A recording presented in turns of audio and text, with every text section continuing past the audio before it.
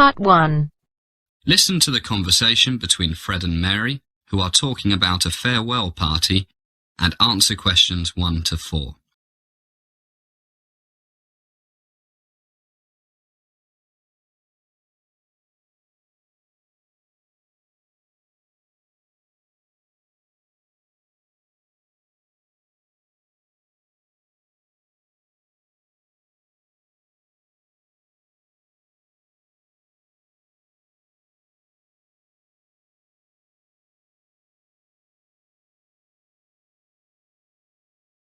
Listen carefully and answer questions 1 to 5. Mary, thank God you're here. We've a ton of work to do if we're going to get everything ready for tonight. Whose idea was it to have this going-away party for Christ anyway? It was your idea, Fred. Remember? Hey, I suggested a small get-together for a few close friends. I didn't mean inviting half the university. Well, it's too late now. We have about 3 hours to get everything under control. Have you got that list of things we need to do? Yeah, it's in my room. Hang on, I'll go get it. Hell, I can't find it. What do you mean you can't find it? I can't find it. What do you think I mean? Damn, I remember I left it in the library. Okay, cool down. We'll manage. I can remember what's on it. Let's check the food and drink situation. Did you arrange the beer? Yeah, Jim said he'd bring 10 cases of cold Budweiser, ice, and a couple of big bins to keep it cold. Says he'll get here around 5. You know Jim. He'll probably turn up drunk around midnight. No problem. I phoned him a few minutes ago. He's at Jenny's place. She's keeping him away from alcohol until he's delivered everything safe and sound. What about the wine? You said you'd look after it. Oh my God, I completely forgot. What's the time? 3:30. Okay, I'll go to the liquor store and sort it out. Will they deliver? No problem. But you'll have to pay up front. I reckon about 60 people will turn up. Allow for half a bottle per person. That makes 30 bottles, half red, half white. What do you think? That should be enough. Better to have too much than too little. Why not make it 40? 25 red and 15 white. As the conversation continues, answer questions 5 to 10.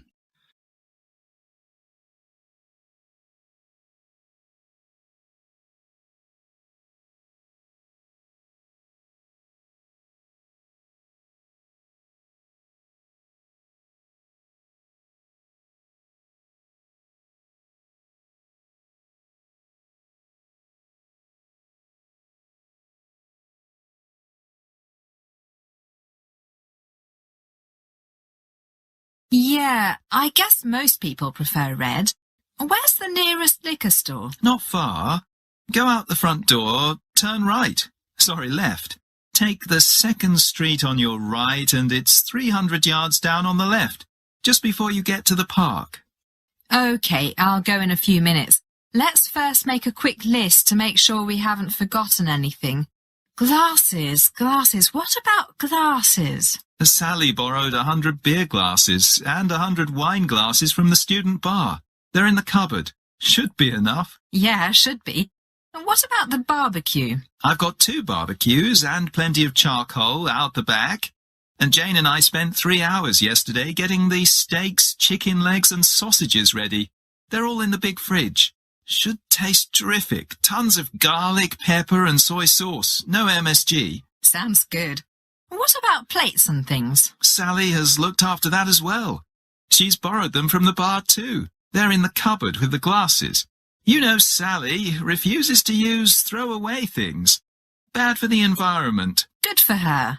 Oh, just remembered. Could you pick up another 20 loaves of French bread and a few packets of paper napkins? No problem. Is there a shop on the way? There's a supermarket just before you get to the liquor store. Can you manage everything, or should I go with you? I'll manage. I've got this huge rucksack. No problem. Damn, just remembered. I'm over my limit on my credit card. Have you got $500 on you? We'll work out who owes who how much later. No problem. I took out $1,000 this morning. Here's 500. Ta. Okay, I'll get going. I'll see you in a while. Ciao, see you. That is the end of part 1. You now have half a minute to check your answers.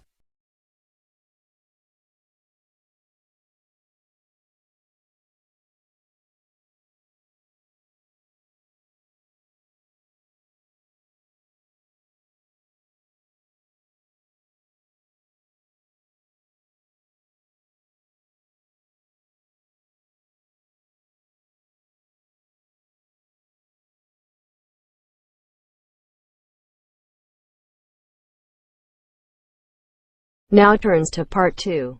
Part 2. You are going to hear a talk by Richard Thomas, who is the head of the chemistry department of a college. He is going to give a brief introduction of the college. Now first look at questions 11 to 15.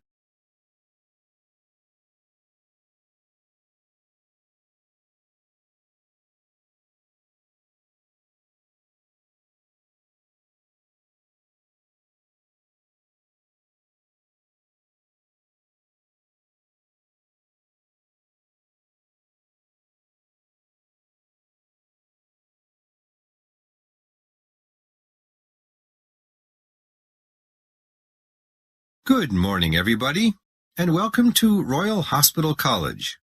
What a beautiful September day you've brought with you. My name is Richard Thomas. I'm the head of the chemistry department, and today it's my pleasure to introduce our wonderful college to you. Normally, the dean, Professor John Thomas, yes, we share the same surname, likes to do this. But unfortunately, he has a bad case of flu, so he's doing the sensible thing and staying in bed. He sends his apologies, but you'll be meeting him soon, so no big problem. I'm sure you are all so excited at the thought of studying here that you have read all about the history of our school. But for those who haven't, I'll give you a brief summary as we walk around. The college was originally founded in, anybody know? Yes, 1694 by William and Mary of Orange. Can you remember your high school history? Right. William of Orange was a Dutch prince married to King James II's eldest daughter, Mary. 1694, poor Queen Mary died of smallpox the same year. Actually, the school was not a school in those days. It was a hospital for retired sailors of the Royal Navy. And it wasn't here, in the beautiful countryside of East England. It was located in what is now East London, on the banks of the River Thames. Back in those days, it was also in the countryside, but London grew and grew, and by the end of the 19th century, it was surrounded by houses and smoky factories. So, after the Second World War, a New Zealand millionaire named Sir Gifford Reed kindly gave the school £65 million to move to here. He was an architect, and he designed much of the beautiful school that you see today. It opened in 1963, and if you look to your right, there is a statue of Sir Gifford Reed facing that other large statue of Queen Victoria. As the talk is going on, answer the questions 16 to 20.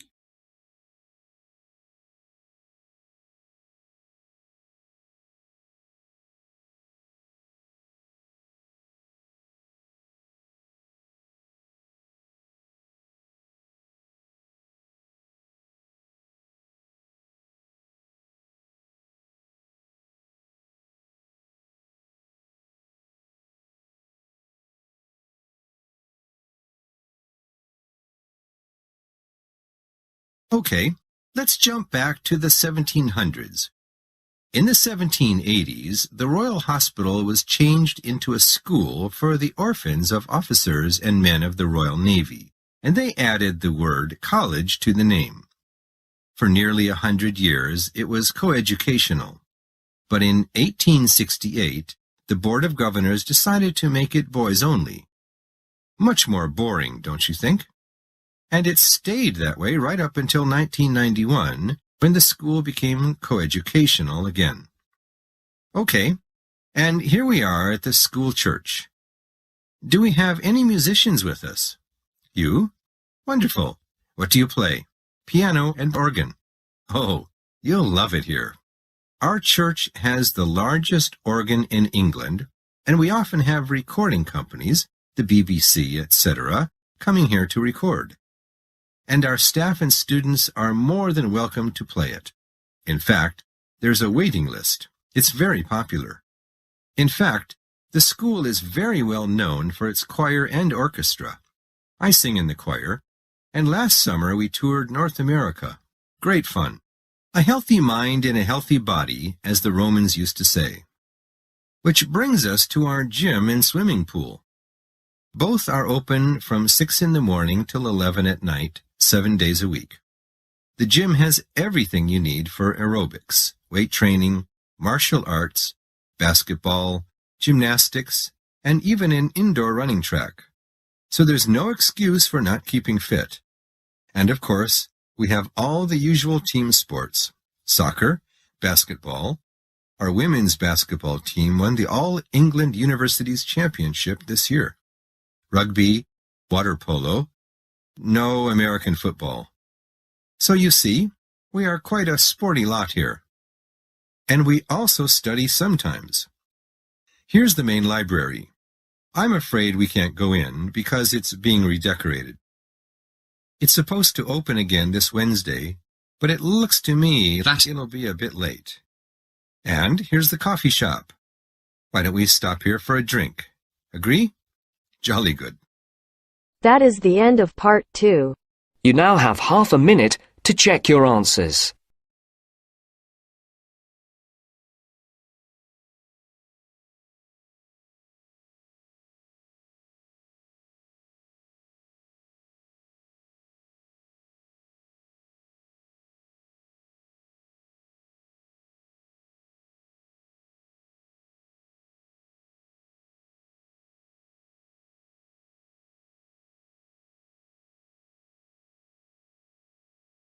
Now turns to part 3.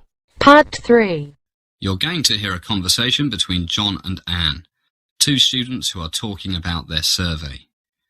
Answer questions 21 to 26 first. You now have some time to read questions 21 to 26.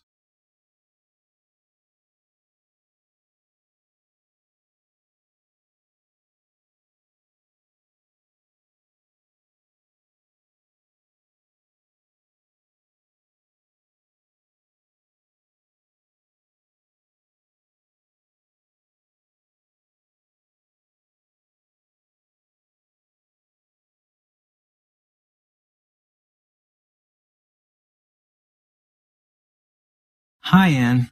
How's it going? Thank goodness I finished that survey on television watching and reading ability. What was your survey on?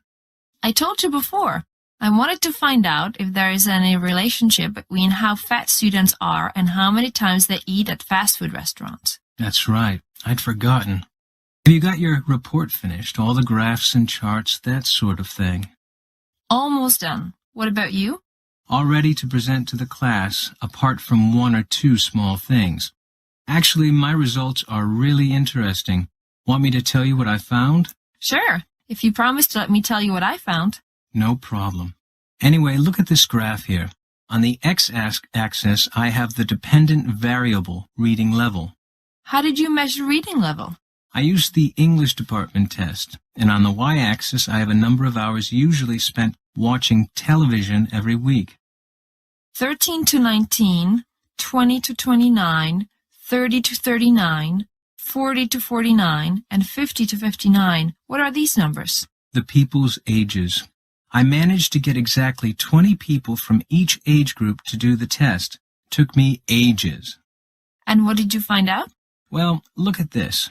If we take the 100 people as one group, we see that the more television people watch, the worse their reading level. That's not surprising. But did you find any significant difference between the different age groups? You bet. Okay. This is the curve for the group as a whole. These lines are for the different age groups. See what I see? Wow, that's fascinating. The 2 youngest groups are very similar. Big difference between the oldest 2 groups and the youngest 2. The older the people are, the less the correlation between reading level and hours spent in front of the TV. Why do you think that is? Well, I need to do more research before I can say for sure. But from talking to the people, it's clear that over the past 30 years, most people have been watching more television and reading fewer books. But the older people... Don't tell me. They spent more time reading when they were young than young people nowadays. So they learned to read well, and even though they spend more time in front of the TV than they used to, their reading levels stay the same. Hey, you're pretty smart. That's exactly what I think. But I need to do more research before I can say for sure. How about your survey? As the conversation continues, answer questions 27 to 30.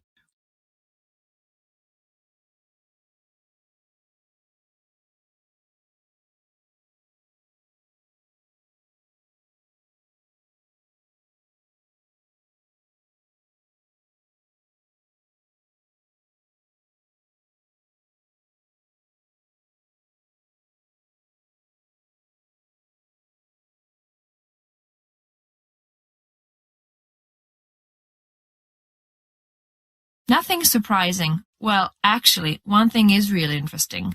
Look, this is the number of times people usually go to a fast food place every week.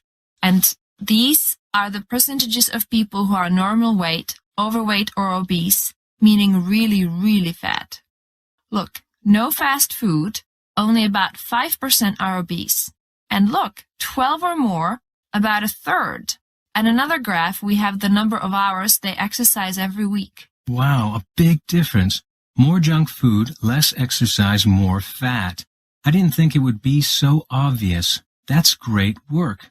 Why do you think people who exercise more tend to eat less junk food? I asked everyone about that and found that people who care about their health do more exercise and eat fewer French fries and all that other greasy food, fast food stuff. Simple. That makes sense. But I see you found lots of people who eat the stuff more than once a day on average. I can't believe it. You'd be surprised. You're right. Hey, who's this guy? More than 12 a week? I bet it was Richard. He must weigh 260 kilos. And he's pretty short, all fat, no muscle. You're right. And he drinks tons of soft drinks. All that sugar. Okay, that's it. Healthy food only from now on. And get to the gym, fatty. That is the end of part 3. You now have half a minute to check your answers.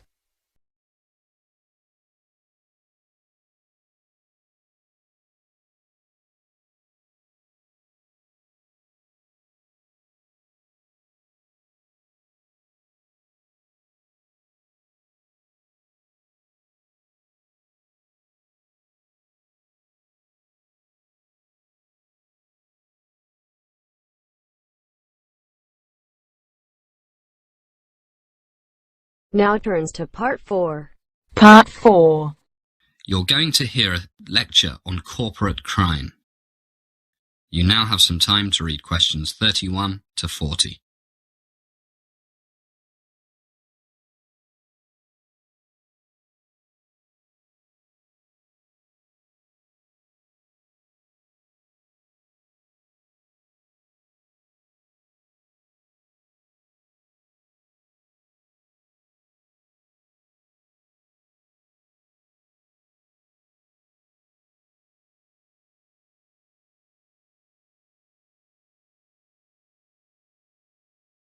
Good evening. Welcome once again to Criminology 201. I'm happy to see you all looking so alert and full of energy after a busy day. Tonight, and for the next few weeks, we will be looking at what is clearly a very important topic, corporate crime. First of all, what do we mean by corporate crime? The simple answer, of course, is crime committed by a corporation, usually by the heads of a corporation working together. But what about a crime committed by, for example, the CEO of a company, who without the knowledge of his colleagues, bribes a government official in order to get a big fat contract for his company? Well, we won't be looking at this kind of white-collar crime. Rather, we'll restrict our study to cases where the top people in a business entity work together and knowingly break the law, and especially those cases where, until they get caught, this type of unlawful behaviour is actually part of the corporate culture. First, why do they do it? The simple answer is to make more money. Well, most businessmen want to make more money, but they don't break the law to do so. So what factors make a group of men, yes, they are usually men, but women are by no means immune from this temptation, decide to step outside the law? In the next few weeks, we'll be looking into this question with a lot of case studies in some depth. We will also try to divide corporate crime into several categories and see what they share in common in terms of the psychology and organisational culture of those who commit them. And we will also look into the legal, social and political settings in which these crimes occur. A particularly interesting aspect of corporate crime is the process of detection, trial and punishment. It often seems that this type of crime goes on for an unreasonable length of time before it is detected by the authorities. Is this true, and if so, why? There is also a common perception that people found guilty of corporate crimes are treated much more leniently by the courts than, for example, your common everyday thief or murderer even. Is this true, and if so, why? I mentioned that we will divide corporate crime into several categories and look at some specific cases. What categories can we think of? Well, one is that of product safety, where a company markets a product that it knows to be unsafe. One of the landmark cases in corporate criminology of this type is the Ford Pinto case. Ford was accused of rushing the production of an unsafe car, and in 1980 there was the criminal trial of the Ford Motor Company for reckless homicide. We'll look at the research on white-collar crime and studies on organisational culture and structure to examine the lack of safety and recall regulations that may have contributed to as many as 500 deaths. As one report put it, much of the literature on the Ford Pinto case focuses on how consumer safety was willingly sacrificed in the face of corporate greed. Another category of corporate crime is manipulation of a company's share prices. One form of this is insider trading. Closely related and sometimes very difficult to prove is a kind of creative accounting, whereby, for example, profits are exaggerated in order to drive up a company's share prices. Take the Enron scandal. On November 29, 2001, the Wall Street Journal ran an article in which they reported that for years the company may have been President Bush's biggest financial backers, donating nearly $2 million to his campaigns. And it appeared that the Bush administration's national energy plan might have been in part an effort to help one of Bush's largest contributors. So we see politics creeping into this corporate crime question. That is the end of part 4. You now have half a minute to check your answers.